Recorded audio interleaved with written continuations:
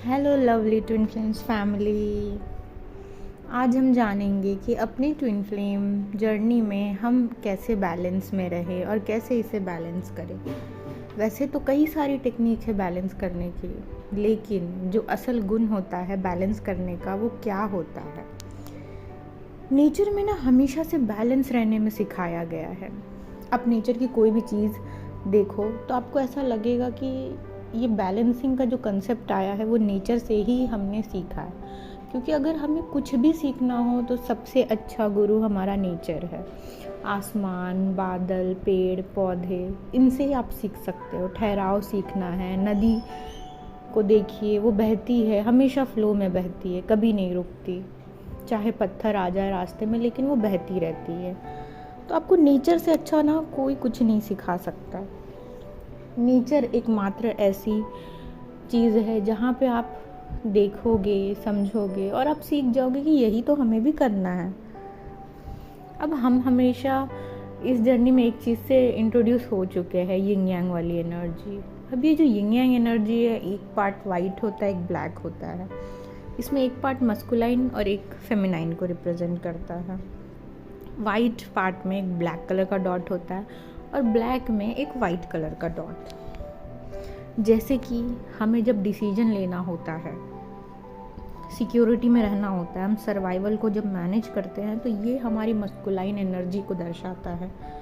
तो हम उस एनर्जी पे काम करते हैं। जैसे अगर आपको पता है कि मुझे इतने पैसे खर्च करने हैं, यहाँ खर्च करने हैं, मुझे अपने लिए कुछ करना है, तो आपकी मस्कुलाइन एनर्जी काम कर रही है। ये आप डिसीजन लेते हो कि मुझे ना इस इंसान से बात करनी है, इससे नहीं करनी, ये भी एक डिसीजन है। तो जब आप ये डिसीजन लेते हो मतलब आप मस्कुलाइन एनर्जी में रह के ले रहे हो। जब आप नर्चरिंग में होते हो, बहुत ज़्यादा डिज़ायर में होते हो, इमोशनल फील करते हो, आपको नेचर अच्छा लगने लगता है, तो वो आप अपनी फेमिनाइन एनर्जी रिप्रेजेंट करती है वो। अब हमें क्या करना यिंग यांग एनर्जी में? यिंग यांग एनर्जी में हमें अपनी बुद्धि और मन को बैलेंस करना है। ब्रेन और इमोशन का बैलेंस एक परफेक्ट बैलेंसिंग होता है यिंग यांग एनर्जी को। जब कभी रहता है ना कि हमारा मन कंट्रोल में नहीं है, मन खराब है, डिज़ायर के पीछे जा रहा है, उसके वजह से सारे डिसीजन गलत हो रहे हैं, तो ये क्या हुआ? मन कंट्रोल में नहीं है, इम्बैलेंस एनर्जी है। हर जगह बैलेंस ही ढूंढना है हमें। इनफैक्ट हमें ईगो को भी बैलेंस करना पड़ता है। ऐसा कोई इंसान नहीं होता जिसमें 0% ईगो को बैलेंस करें। कहाँ आपको क्या करना है, उस ईगो को इतना कम करें और फिर उसको बैलेंस करें। ना ज़्यादा अच्छा, ना ज़्यादा कम अच्छा। जब हम इस एनर्जी को न्यूट्रलाइज कर देते हैं तो हमारी जीत हो जाती है और हम जीत जाते हैं। अब फेमिनाइन बैलेंस होती है तो क्या करती है? वो सरेंडर करती है, वो भरोसा करती है, वो बिलीव करती है गॉड पे, और वो प्लेजेंट एनर्जी में आ जाती है। फुल मून के दिन जैसे आप हमेशा देखते होंगे आपकी हेवी पर्जिंग होती है, तो हमें उसको बैलेंस करना रहता है। अब ये ना हो तो ये सब कुछ अंदर रह जाएगा, बाहर कुछ नहीं जाएगा। तो दोनों इमोशंस आपके आसपास ही है और आप बीच में हो। बुद्धि और मन आसपास ही है, जैसे कि अर्थ रोटेट करता है चंद्रमा और सूरज के बीच में, वैसे ही आपके आसपास ही ये इमोशन है, आप उसके बीच में हो। जितना ज़्यादा आप नेचर से कनेक्टेड फील करेंगे, इस तरफ उन पे बिलीफ बढ़ाएंगे, तो आपकी एनर्जी बैलेंस होना स्टार्ट हो जाएगी। आपको समझना होगा कि आपको किस तरफ जाना है या नहीं जाना है। नहीं, अगर ये सब नहीं समझ में आ रहा तो आप इस चीज़ को समझिए, डिसाइड कीजिए, छोटे छोटे स्टेप्स लेकर, गोल बनाकर।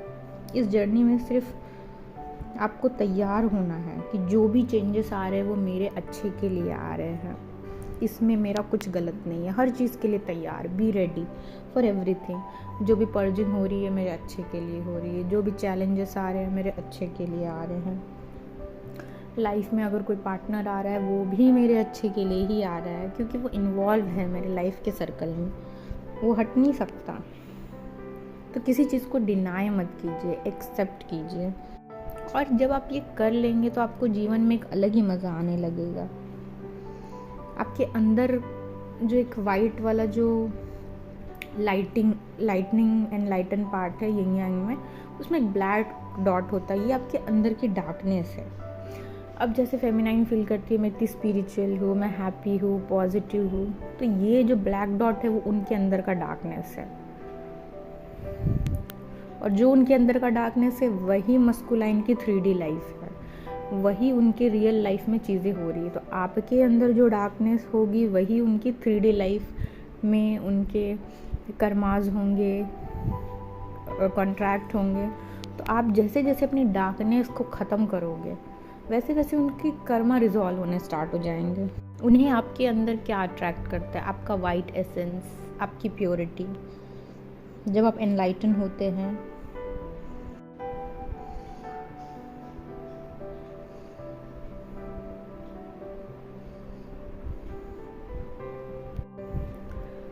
तो क्या होता है, आपके अंदर जो बुराई है वो आपके सरफेस पे आएगी।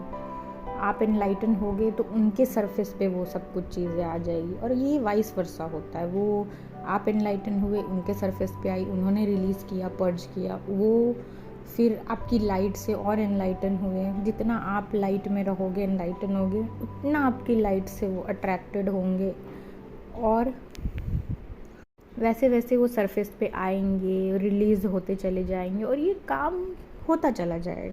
और आप देखेंगे कि आपकी डार्क साइड कहीं ना कहीं हील हो रही है। उनके अंदर की डार्कनेस हील होते जाएगी जब आप ज़्यादा लाइट में रहेंगे। अब एक की 3D लाइफ ब्लैक है और एक की वाइट है। आपकी 3D life most of the feminine की लाइट होती है, वाइट कलर लाइट रिप्रेजेंट करते हैं। इतने हेवी कर्माज नहीं होते जितने उनके होते हैं। तो आपको बैलेंस करना होता है। अगर आप बैलेंस नहीं करोगे तो जिसकी लाइट है ये उसकी रिस्पॉन्सिबिलिटी है कि वो बैलेंस करे, वो बदलाव लाए। आप जितना इनर वर्क करोगे उतना सामने आएगा, निखर के आएगा, उनका कर्मा रिजॉल्व होगा।